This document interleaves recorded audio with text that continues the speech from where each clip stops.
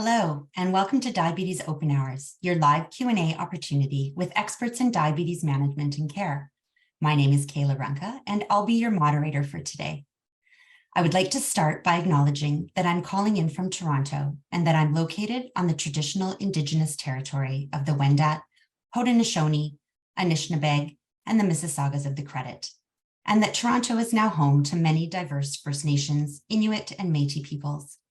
As a health-focused organization, Diabetes Canada recognizes that there is systemic racism within and throughout our institutions, and that we all have the responsibility and power to create culturally safe and appropriate environments of care. Today's topic is making technology work for you. And while we have an expert on the call today, this webinar is for educational purposes only. The content discussed in this webinar is not intended to be medical advice, and to the extent that medical advice is required, you should consult with a qualified medical professional. The information discussed in this webinar cannot replace consultations with a qualified healthcare professional to meet your individual medical needs. And lastly, the views and opinions expressed in this webinar are those of the speaker and do not necessarily reflect the views or positions of Diabetes Canada. Having said all of that, today we're very lucky to have Alanna Chambers with us. Alanna is a registered dietitian and certified diabetes educator from Kelowna, BC. Since completing her training at McGill University, she's focused her career on type 1 diabetes and technology. She has experience working in the insulin pump industry and her local diabetes program. She is now focused on insulin pump and CGM training and education. She's a dynamic speaker known nationwide for blending current evidence with practical pearls of knowledge.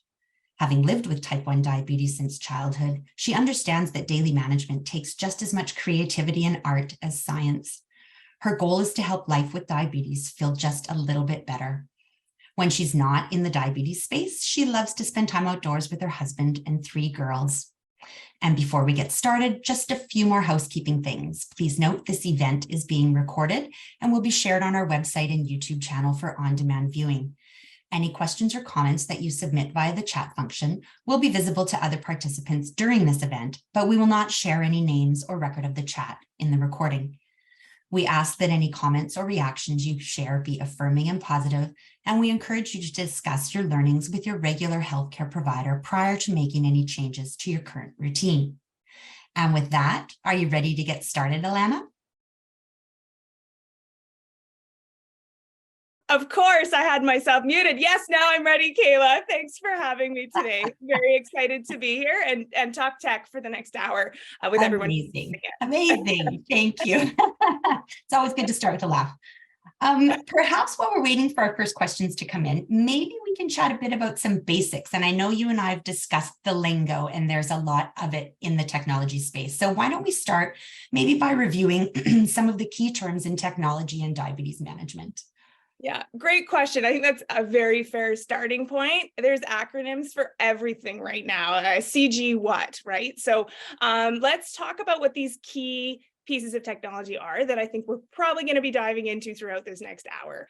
So first is, some people refer to it as BGM or blood glucose monitoring. That we are talking about traditional finger sticking. So you poke your finger and we put it in a blood glucose meter and we get that single number. Blood glucose monitoring, finger prick. Then we're going to be talking about continuous glucose monitoring. There's a lot of buzz out there about this right now. So that is, the acronym is CGM, continuous glucose monitoring. And that is where we're wearing our glucose sensors, and those either you scan or it sends automatically to either a receiver or a smartphone app or an insulin pump. So that's our continuous glucose monitoring. We'll be talking about insulin pump therapy. So those are our insulin pumps that we use to deliver insulin. And then I'm really excited towards the end here, hopefully, to get into some things on automated insulin delivery, closed loop therapy, hybrid closed loop therapy. Those are all different terms we use to talk about that. But I think I'll refer to it today as automated insulin delivery just for simplicity. Wow, that's a lot in a short period of time. I'm glad we're recording this so we can go back and review that again. Okay, great. Let's start with, what are the main technology types available for diabetes management? Yeah, so those are kind of the ones that I explained there. So we do see our old standard of care was to use blood glucose monitoring, right? That was when I first got diagnosed with diabetes. I was given a blood glucose meter and insulin syringes, right? And that has now evolved. So now we are seeing highly recommend if you have type 1 diabetes, we do recommend the use of a continuous glucose monitor because we see those health benefits. So those are those glucose sensors. I will get in a little bit more. And then we have all of our insulin pumps, and we have insulin pumps that are connected to CGMs. We have insulin pumps that are just standalone insulin pump systems where you do the manual controlling of it. And then we have our automated insulin delivery systems where we have some automation happening in the background. Wow. Yeah, I can imagine since you were diagnosed, there's been a lot of changes within the technology world and a lot sort of recently as well.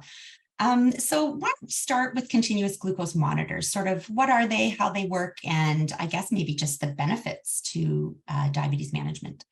Yeah, so a continuous glucose monitor, it's really cool because you actually see these now out in the public. We're now wearing our diabetes. And, there was a time where we thought, oh, we really want to show people that we have diabetes. And yes, you sometimes want to be discreet, but to me, nothing makes me smile more than going to the beach or the swimming pool or just being out in a lineup at a store and seeing somebody else wearing a glucose sensor. And they'll do like a fist pump or something. I remember having a little girl come up to me at my daughter's track meet, and she was smiling so big until I realized she was looking at my glucose sensor on my arm and showing me, hey, me too.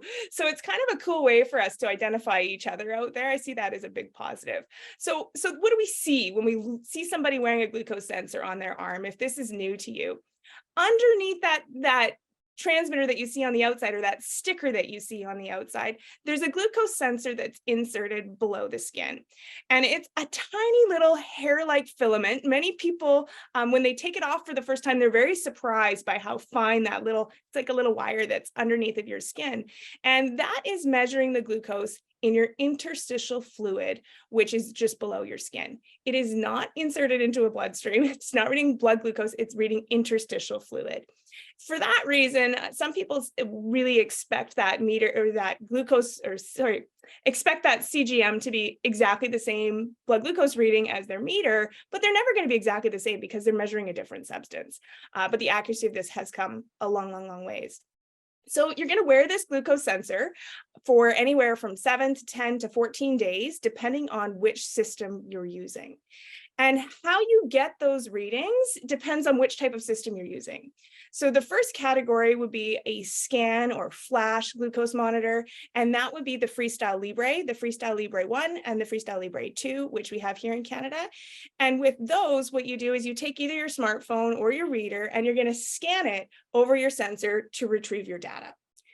With a real-time continuous glucose monitor, and this would be the Medtronic and the Dexcom systems that we have here in Canada, there's a Bluetooth capability on that sensor. So there's a transmitter attached on the outside, and it's going to automatically Bluetooth that reading over to either your smartphone, to your reader, or to your insulin pump. So it can be used in many ways.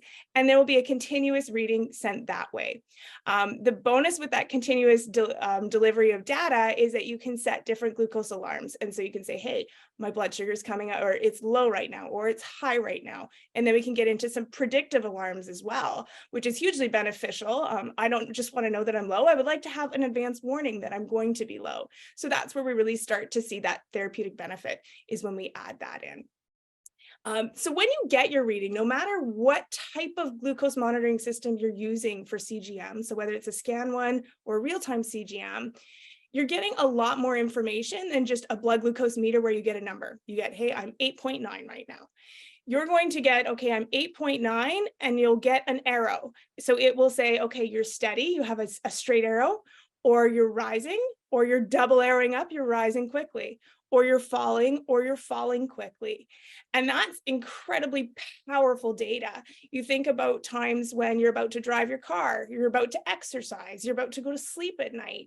To know that you're 8.9 and rising or falling is very drastically probably going to change what you may do in that situation. So that's a huge, huge piece of power that comes with these systems.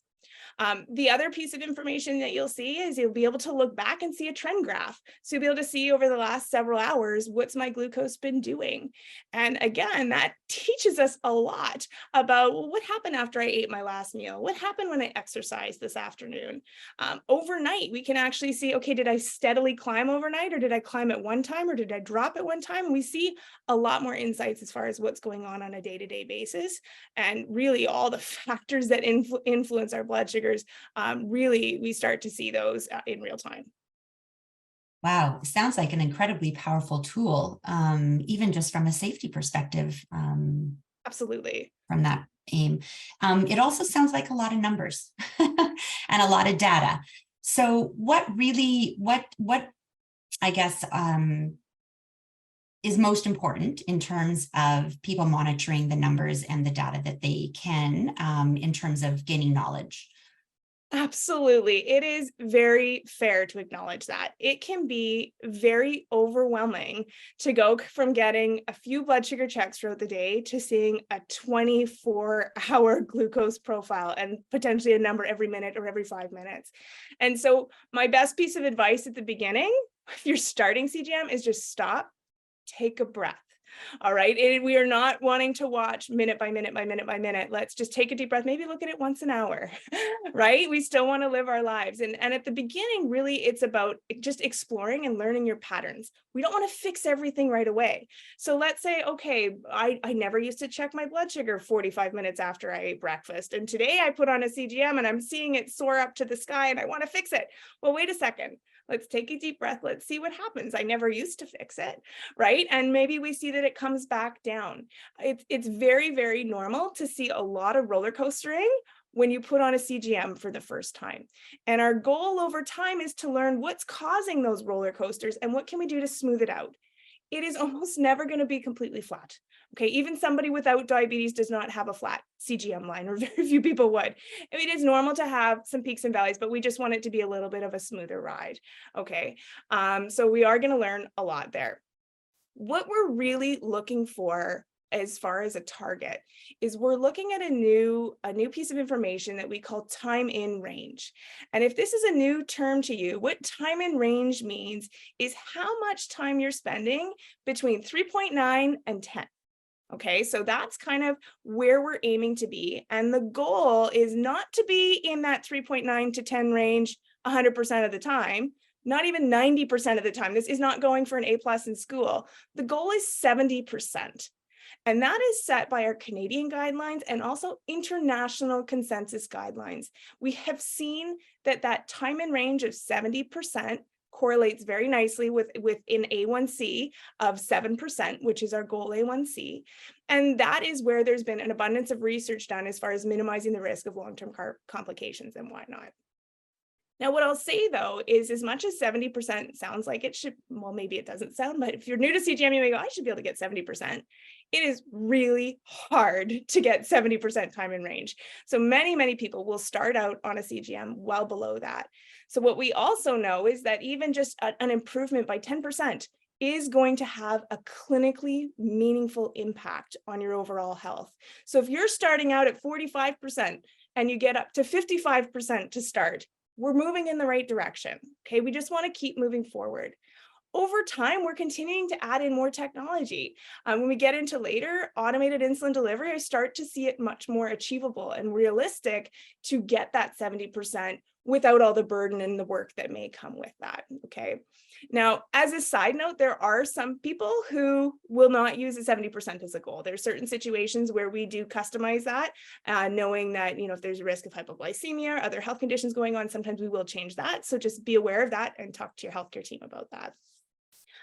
The other thing that is just as, or even more important actually, is we want to pay attention to how much time you're spending in the low range. Okay, so those are the two important. We want to be 70% or aiming for 70% in range, and we want less than 4% in the low range. And those are in red on all of your CGM reports, all your CGM data, and that represents about an hour of the day. We do not want to try to get to that 70% and increase our lows. We want to minimize that and get it as low as possible. For many people, 4% in the low range even feels like too much. So we do want to make sure we look at that. Your healthcare provider can spend time looking through your CGM reports with you to figure out kind of what those patterns are. You can log in no matter what system you're using. You can look into CareLink if you use a Medtronic, LibreView if you're using a Libre, or Dexcom Clarity, and you can go back and look kind of day by day and go, okay, where are things going well? And oh, here's a day where I was in range 70%. What did I do that day? And maybe learn from our patterns, what worked well, and can I do more of those things? And then you can look for periods where you tend to run higher and tend to run lower, and think about maybe what may have caused some of those, and make some action plans around that. I'm fully intrigued. It sounds complicated, but so useful. Amazing, quite frankly. Okay. And it doesn't have to be complicated, Kayla. It sounds like, it's just take that deep breath. It's supposed to make life easier. Yeah. Totally. Yeah, for sure. And then you mentioned insulin. So why don't we talk a little bit about insulin pumps? So an insulin pump, if you're not familiar, I know we probably have some people in here who are newly diagnosed. So let's just kind of compare how insulin is delivered differently at the pump versus if you're on injections. So if you're on injections and multiple daily injections, you'd be using two types of insulin. So you're using a long-acting insulin, which is just covering those background insulin needs. We need insulin even when we're sleeping, right? So that's what our long-acting insulins are covering and between meals. And then we have our rapid-acting insulin that we use at a mealtime. So the one drawback to that is, while our long-acting insulins have improved significantly over the years, they assume that we need a steady amount of insulin 24 hours a day. And what we know is that a lot of people don't necessarily have the same insulin requirements 24 hours a day. So with an insulin pump, what we do is we use rapid-acting insulin only. And it's given like a little continuous drip, just like somebody's normal healthy pancreas, where they're getting a continuous amount of insulin all of the time. And that allows us to fine tune and give different amounts at different times of day to more closely mimic what your insulin requirements are in the background without food. Okay, that insulin is delivered through an infusion set or through a pod, and there's a small little cannula that's inserted underneath the skin, very flexible, very comfortable to wear. There are still some other types of sets out there, but those are the most commonly used ones, so not to be intimidated by that. And so it's giving you that continuous drip for that background insulin requirements. The other beauty of that background basal drip is, because it's only using that fast-acting insulin, we can take some away in certain situations. So you can set something called, I like to talk about this right away. We consider it an advanced feature, but a temporary basal rate. For something like a more active day, I can turn my pump down if I'm going to go out for a walk or go play tennis or go do something this afternoon. I'm not stuck with that long-acting insulin that I gave this morning or last night at bedtime. And then I can turn it back up if I have a time period I'm sick or I'm traveling and I want a little bit more. I can temporarily turn that up or dial that back. So that's a really nice advantage of insulin pump therapy. So then for our bolus, so for our mealtime or our correction insulin, we call that all bolus. We're getting one hit at a time. That we go in and you program that into the pump. So typically what we do is we enter in our grams of carbohydrate, and it has a bolus calculator. You plunk in your blood sugar, and it's going to tell you how much insulin you need for that meal or for that correction, and taking into account a number of other factors as well. It makes it really nice and flexible as far as, hey, you can decide you want a second helping of dinner tonight, I can go and give another bolus. It's someone's birthday and there's a dessert, I can give an extra bolus. So we do get a lot of flexibility with our mealtime dosing when we use an insulin pump. And that is a big draw for a lot of people. We can think about our insulin pumps now into two main categories. So our first one, it would be our non-connected or our basic insulin pumps. And these ones, you're completely in the driver's seat. So all of our pumps, these do not work with our CGM. All of the pumps on the market in Canada today, you can use as a basic insulin pump. So just because some of them have all the bells and whistles doesn't mean you can't use it as a bare bones pump. So if you want to be in the driver's seat and you want to be the one programming your basal rates and making all of your adjustments and corrections on that fly, then that can be a good way to start. So in Canada, we have a Medtronic system, we have the Tandem system, we have the Omnipod, which is the patch pump, and then we have the Ypsomed insulin pump as well. So those can all be used as a basic insulin pump. The newer option, or the second option, is if you want your insulin pump to work with your continuous glucose monitor. Now we have a connected insulin pump, and we can have different levels of automation with that. And right now in Canada, we see that with the Medtronic and the Tandem systems, where we have some level of automation or some options for that. So is what you just described what is known as a closed loop system? Exactly. Yeah. So want to dive into that now?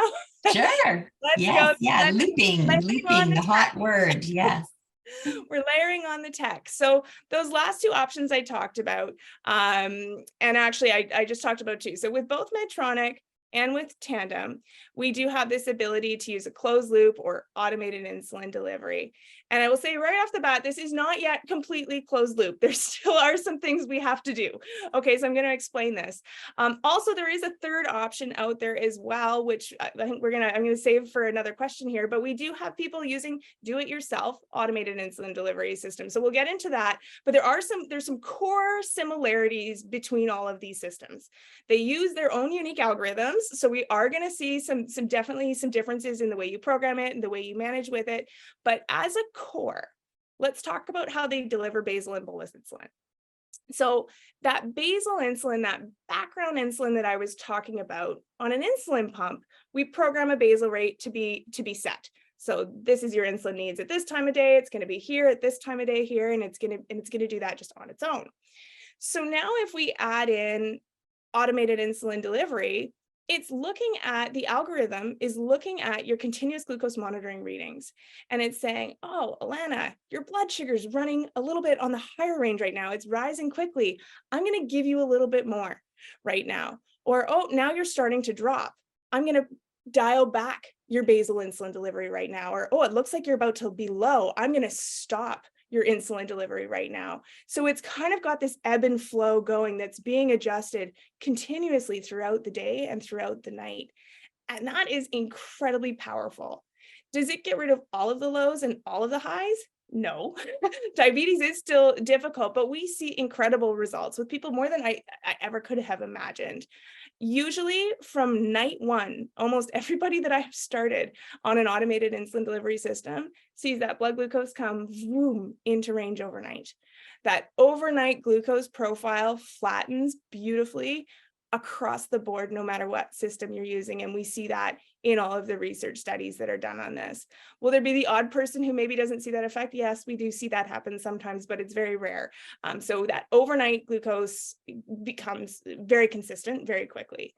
And then during the daytime, things do get a little bit more challenging, because guess what? We eat, we exercise, we move, we get stressed out some days, and those things, can throw our glucose in different directions. And the system's going to do its best to try to manage that. And it certainly will do better than us having to try and stay on top of that all day long. But we do see sometimes a little bit more variability happening during the daytime. Okay, so that's that basal adjustment that's going on all the time. For bolus, we do still need to tell the insulin pump systems that we're eating. Right now, unfortunately, we're still stuck with rapid acting insulin that is still a little bit too slow. If you've ever worn a continuous glucose monitor and you've eaten, and if you dose that insulin a little bit too late, we do see the glucose rise up, and there's a lag time between when that insulin action can catch up to our food sometimes. So if we were to allow a system to just dose when it sees our blood sugar go up, because our insulin is still not quite fast enough, it's going to have a hard time playing catch up. So at the moment, what we still do need to do is give that pump a heads up. Hey, I'm about to eat. I think I'm eating about 30 grams of carbs or whatever it might be. And then you give that bolus. And then in that delayed later after the meal, maybe if I made a little bit of a mistake on my carb counting, it's going to be able to adjust my insulin delivery later and try and help make up for any errors that may have been done there. And we're seeing that as a very positive thing right now. What these systems can do, though, is they can deliver an automatic correction bolus. So like that situation I just say, let's say at lunch today, I end up underestimating the carbohydrates I eat, and I go a little bit above target after lunchtime. Well, if that system detects that, maybe it's been turning up my basal, but it may say, oh, Alanna, we need to give you an extra correction bolus, and it can go and do that. So we do see that being very beneficial for people and definitely take some of the weight off of our shoulders for sure. All right. I'm not sure if you wanted to just jump right into the do-it-yourself system. I know we have a very in-depth deep dive on do-it-yourself, and some new clinical practice guidelines just came out, but would love to hear you give everybody a sort of an update on that. Yeah, absolutely. So do it yourself and diabetes. I mean, you think about diabetes and we're doing it ourselves pretty much every day, right? It is one of the few conditions where we are in the driver's seat having to self-manage type 1 diabetes and type 2 diabetes especially as well. So what we think about is, before the days that we had commercially available automated delivery systems, these are still very new to the market. We had some people saying, hey, listen, we have insulin pumps on the market and we have continuous glucose monitors on the market, and it is taking too long for us to have these two pieces work together. And if you take some of, the most brilliant minds out there in the type 1 diabetes community, they said, let's do something about this. And that they did. And, I will be the first to say, when I first heard about this movement, it frightened me a little bit. I went, oh my goodness, like, what is this going to be? But what we've seen is really a beautiful thing happen, where they've made this work together with some algorithms. You basically what's missing is the algorithm in the middle, right? So they have that openly available online with instructions on how you can put this app on your phone. So you have to build an app on your phone, which will speak to both your pump and your CGM.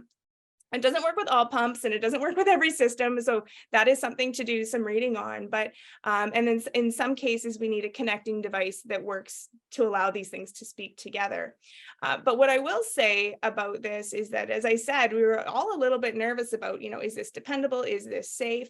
There has actually been an incredible amount of research done by this, and we have many, many people using these systems, and we have seen that indeed it does improve glycemic outcomes incredibly, and we have not seen the adverse events. So that has led us to developing a position statement for Canada, where we say, yes, this is a viable treatment option for people, and as healthcare professionals, we need to support people who are willing to use these systems. What I will say, probably the most important takeaway from this, is that if you're using one of these systems, or if you want to use one of these systems, yes, you as the user do have to go and follow those online instructions to build your app and to get it up and working, but still definitely involve your healthcare team.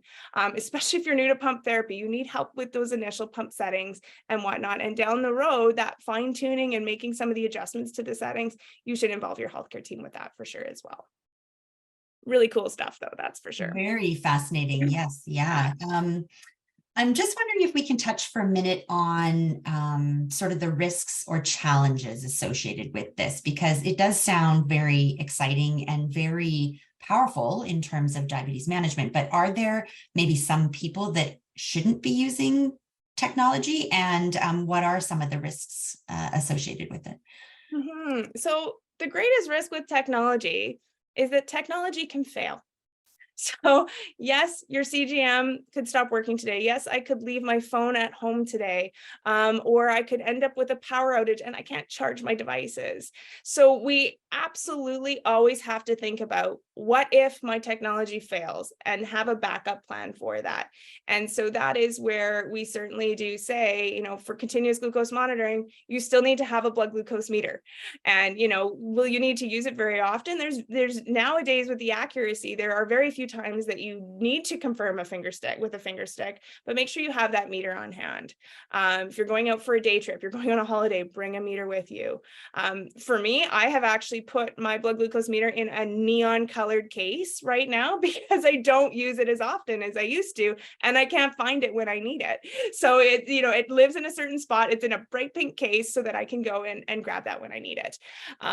Same thing with our insulin pump systems, right? If your insulin pump goes down, the manufacturers are incredible at, you phone that 1-800 support line in the middle of the night and they get a pump to you as fast as you can, but natural disasters happen. I live in Kelowna.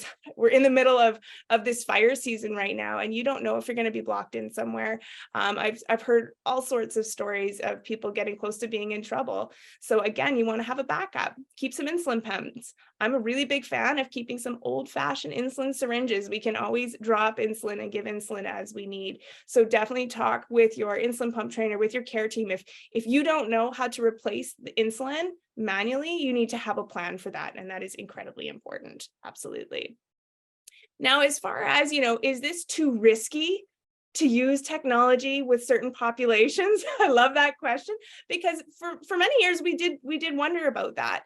And this has been one of the most incredible shifts with the most recent generations of the technology that we have available today, is that we do see that people can be successful on an insulin pump or on CGM, regardless of your education level, regardless of how long you've had diabetes, regardless of where you come from or what you have access to, or where your starting A1C is.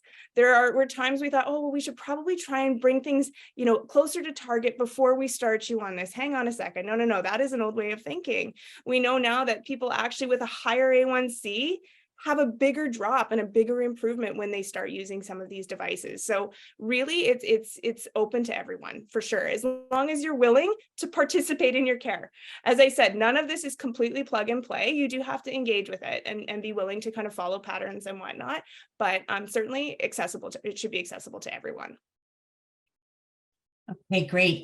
You mentioned, some of the more traditional methods like the syringe and the insulin pens and things like that. So, when would it be good for someone to start technology, and how do they know when they're ready? Because it sounds like having that basic foundation upon diagnosis really lasts you throughout your entire sort of diabetes management journey.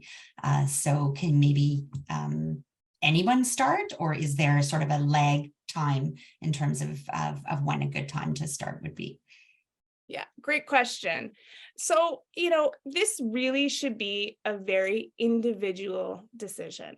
Absolutely. You may sometimes think, can I be ready for this? And we may question ourselves, but I think it's worth everyone exploring if they may be interested in using diabetes technology. Especially at diagnosis, things are incredibly overwhelming. You are learning a lot of information, and in many cases, your world has been completely rocked. And it can be like, oh my gosh, we need to layer on something else. And so our traditional thinking used to be, hey, let's wait. Let's teach, as you mentioned, let's teach kind of some of the basics, the traditional education. Let's start slow, and we can get to that later. What we're seeing now in the research, though, is that the sooner you start using technology, the better. So, for example, there was one study done in the US where they took a look at people who started on CGM within the first 6 months of diagnosis and those who started later or didn't start on it. And they saw that 7 years later, those people who started on a real-time CGM within that first 6 months had a lower A1C than those who started later or those who didn't start at all. So what we see is there's this kind of this theory about the sooner we can get you on track, we get you on this different trajectory over time. And if we can kind of get you on that track earlier after diagnosis, it's going to help you stay there. Again, does it mean it's going to be perfect? No, but the sooner the better is what we're starting to see. We're even seeing some research starting to come out where they're looking at even using automated insulin delivery very soon after diagnosis, and people doing very well with that. And again, that having a lasting impact. So we are seeing this start to shift. We are working on updated type 1 diabetes guidelines in Canada right now. So stay tuned for where that official recommendation comes. But that is the pattern that we're starting to see. And it really makes a lot of sense because we get so much power out of learning what our glucose is doing in different situations that why not give us the tool to be able to see that? And the other thing is that we also see a lot of burden lifted. It's like, okay, instead of being newly diagnosed and not being sure, okay, do I feel low? Is this a low or is it not? And to be able to just quickly look and go, okay, no, that is what's happening. It's a really great learning tool as well. Perfect. I'm kind of still stuck on the do-it-yourself people building their own app. So on that note, outside of some of the company, pairing systems with reading and things, are there other apps and sort of services out there that help to pull it all together or provide education or help with respect to diabetes management? Yeah, so there's so much. available online right now. It can almost become overwhelming, right? So definitely, as far as information goes, all of these technology companies have their own websites. That's a great place to start, just to making sure that you're getting the clear information from the company on what their system does and doesn't do. But it's also nice to look on some third-party websites to kind of see a true comparison of some of less of the marketing messages and more of the what are the actual things that these things do and don't. So Diabetes Canada always has an abundance of information. As you mentioned, Kayla, there is another deep dive with Dr. Halpern on the do-it-yourself systems. Diabeteswise.org is a great resource for going in and looking at different types of systems out there on the market. Many of the health authorities have really great websites with lots of information as well. Another one I'm thinking about good for technology is Waltzing the Dragon out of Alberta. They're very up to date and have a lot of information. And then as far as third-party apps, really what you want to consider is which apps are going to work with the devices that you're using. Not everything is cross-compatible. If you're not using any tech at the moment and you're just kind of wanting to explore it, probably a first step for many people is, okay, maybe I'm interested in an insulin pump, but I want to start with a bolus calculator. That's what our insulin pumps use. So there's a few systems out there that do that. Diabetes M is a really great little app where it has a bolus calculator. You can start to get a sense of how some of these systems calculate your insulin doses for mealtime. So work with the healthcare team to set that up, though, because there are some factors you'd have to put in. Ypsomed, that insulin pump company, they do have an app that actually works with their pumps that you can use when you're using multiple daily injections, again, to get a sense of kind of how those calculations work. So that could be a starting point. And then there are some apps that do work that can help marry data together. So usually you will use the apps that work with your system, but what if I'm using, let's say, a Medtronic insulin pump and a Dexcom sensor, and I want my reports to feed together? So that would be a system called Tidepool. You can actually upload your pump and your sensor data and it will come together. Many clinics, we use something called Gluco, and your diabetes team will use that. So not Google, but Gluco. And that does work with many of our insulin pumps, and we can get our sensor data in there as well. So lots of information out there, but definitely talk with your care team about what you choose to use, because some clinics are more used to looking at the reports and whatnot on some systems versus others. Thank you for that. So valuable, because as you said, there's so much out there to hear from someone like yourself. Those are great options for people out there. Just to call out to those people listening in, we'll be taking the last questions now. And before we sort of wrap up, to help us learn and grow, we're going to pop an evaluation form into the chat. So if you want to take a minute or two just to fill that out, that would be great from our end. A few more questions. So I think we all know that people living with type 1 diabetes obviously take insulin, and so this is a very strong conversation for them. But there are some people living with type 2 diabetes that are also taking insulin. So I'm assuming that these technologies work equally well for those people living with type 2 diabetes as well. Absolutely. And this is, we're getting, a growing body of evidence to support this. So depending on where you live, your coverage for using these products is likely going to be different if you live with type 2 diabetes. For example, here in BC, a continuous glucose monitor, you have coverage for if you're living with type 2 diabetes and you're using multiple daily injections. So you're not just on long-acting insulin, but you're also on rapid-acting insulin. Different provinces have different levels of coverage depending on what type of a treatment regimen you're on. So that is something that you're going to want to look at. But yes, we're seeing the benefit, especially someone, if you're living with type 2 diabetes, that continuous glucose monitoring is incredibly valuable. You're trying to learn how different food impacts your blood sugar. You're trying to minimize those spikes. So we can learn so much about what our glucose is doing to facilitate us making some changes to our daily behaviors. And we see more and more studies coming out on this, but we do see that A1C improvement across the board, no matter what type of diabetes you have. So we're just kind of waiting to get that kind of put together a little bit more, but you can benefit from that.